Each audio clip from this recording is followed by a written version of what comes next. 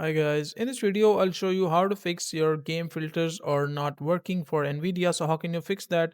First of all, go into the settings of your, like, you just need to open the Nvidia from the right corner. So just click on it and that will open like this.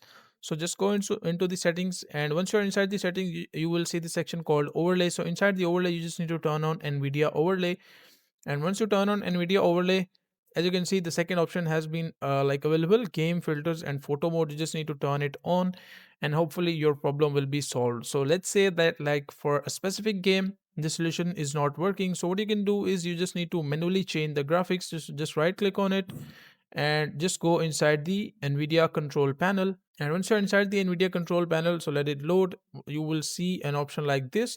So inside the display and inside the video section, so just click on this adjust video color settings or adjust video image setting. You just need to adjust it manually, like for a specific game, whatever color you want to increase the brightness, contrast, hue, saturation, you can change it according to your needs, and that will be applied, and after that you can enjoy your gaming filters. So that's a simple and easy process of how you can do it.